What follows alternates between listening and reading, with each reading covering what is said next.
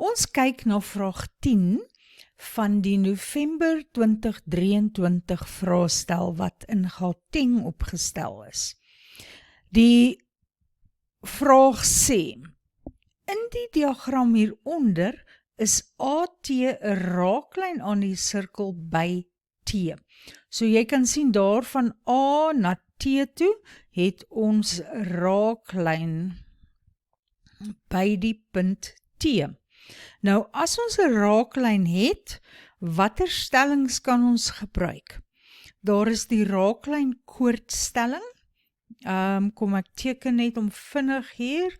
Daar is my raaklyn, as ek 'n koord daar het, dan gaan enige hoek by die omtrek wat deur die koord onderspan word gelyk wees aan die een tussen die raaklyn en die koord.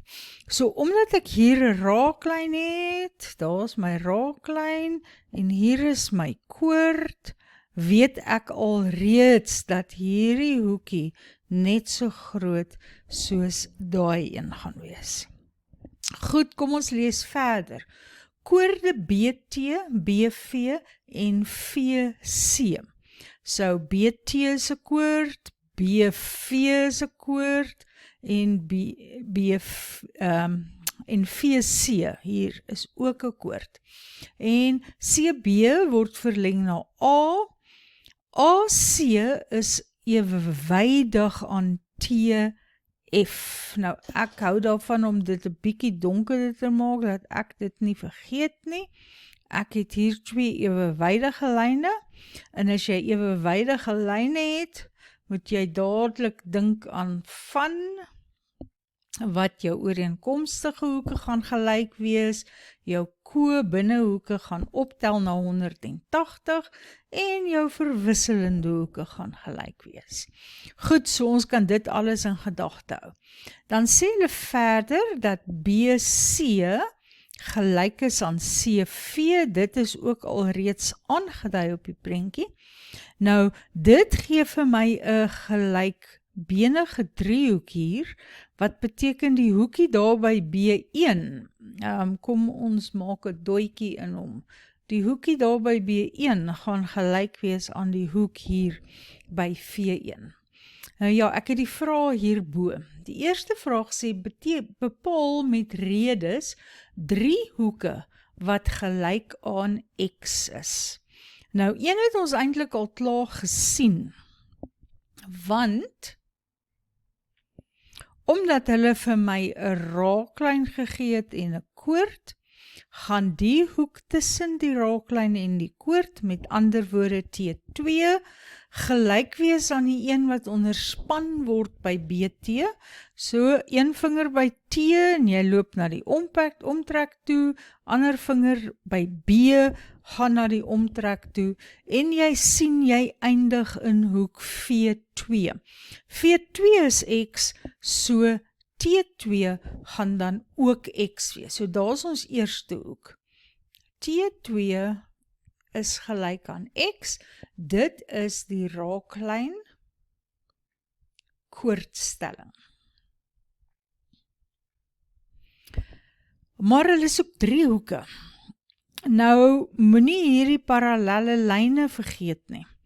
Kom ons maak net so, daar het ek my parallelle lyne met 'n snylyn, en ek weet dat die verwisselende hoeke ewe groot gaan wees. So as hierdie enetjie X is, gaan B1 ook gelyk aan X wees. So B1 is ook gelyk aan X. Dit is verwisselende hoeke. Oeps, dit is 'n E. Verwisselende hoeke.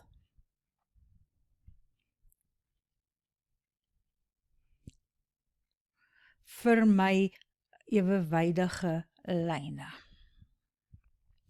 En dan het ons ook reeds gesien dat ons 'n gelykbenige driehoek het. Onthou julle hier, dis waarvoor die groen doetjies daar was. Omdat die twee hoeke gelyk moet wees, gaan hoek V1 dis ook gelyk aan X moet wees, want dit is teenoor gelyke sye. Kom ons kyk net gou weer daarna. Teenoor hierdie sy BC het ek die hoek V1. En teenoor hierdie sy CV het ek die hoek B1. So hoeke teenoor gelyke sye is gelyk. Goed, daar het ons 3 antwoorde. 10.2 Indien ATVC 'n parallelogram is. Nou ek wil my prentjie 'n bietjie skoner maak, ek wil nie alles uitvee nie, maar ek sal, kom ons maak maar so dat hy heeltemal skoon is. Hierdie was 'n raaklyn. Ons het T2 gelyk aan X gehad, ons het B1 gelyk aan X gehad, ons het V gelyk aan X gehad, ons highlight net my parallelle lyne, en daar het ons ook gelyke lyne. Goed, indien ATVC 'n parallelogram is, nou kom ons kyk eers, waar is ATVC?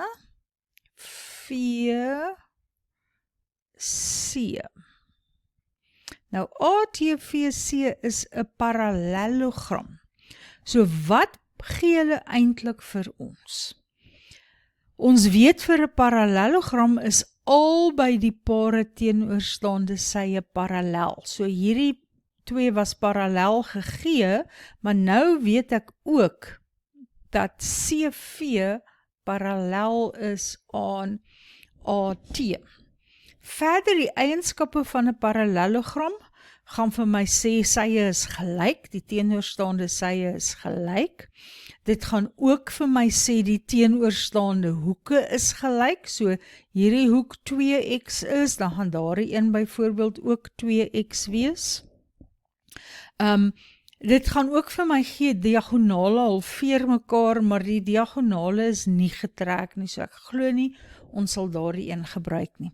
Kom ons kyk wat vra hulle moet ons bewys.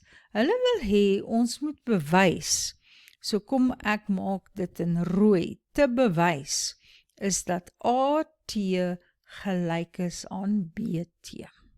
Nou, AT is hierdie lyn, BT is hierdie lyn, die 2 lyne sal gelyk wees as hoek A gelyk is aan hoek B3. Kom ons sê net weer, is nog steeds te bewys dat hoek A gelyk is aan hoek B3. Want as hierdie hoeke gelyk is, dan sal hulle teenoor gelyke sye wees. Nou ons kan dadelik vir hoek A neerskryf. Ons weet hoek A is gelyk aan 2x, want dit is teenoorstaande hoeke van 'n parallelogram. Onthou, hierdie een is 2x, dan is die een reg teenoor hom in my parallelogram, ook 2x, so ek kan na my 2x daar neerskryf. Nou wil ek nog net bewys dat B3 ook gelyk is aan 2x. En ja, wat ek daar sien is 'n koordevierhoek. Ek gaan hom maar intrek daarso. Daar is my koordevierhoek. En ek het hierdie sy wat 'n bietjie verleng is, wat beteken ek het 'n buitehoek van die koordevierhoek. Daai buitehoek is B3. En wat sê die stelling oor die buitehoek van 'n koordevierhoek? Dit sê die buitehoek van 'n koordevierhoek is gelyk aan die teenoorstaande binnehoek. So ek kan skryf dat B3 ook gelyk is aan x plus x wat 2x is, want dit is die buitehoek van 'n koordevierhoek wat gelyk is aan die teenoorstaande binnehoek. So hierdie hoekie is 2x en dan sal ek weet dat AT gelyk is aan BT, en my rede gaan wees dat hulle teenoor gelyke hoeke is. Ok, so ons het nou 2x en 2x, so hierdie sy, BT, wat teenoor daardie 2x is, en AT, wat teenoor B3 se 2x is, moet dus gelyk wees. En dan vraag 10.3 vra hulle vir my om die grootte van x te bereken, en ek dink dit gaan eintlik heel maklik wees.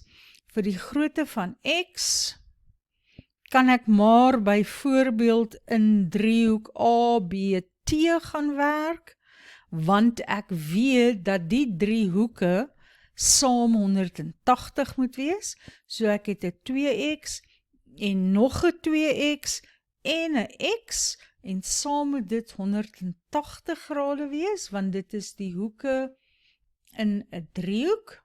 So dit gee vir my 4x plus nog 'n x is 5x, is gelyk aan 180 grade, en dan gaan ek net met 5 deel, so 180 gedeel deur 5 is 36 grade.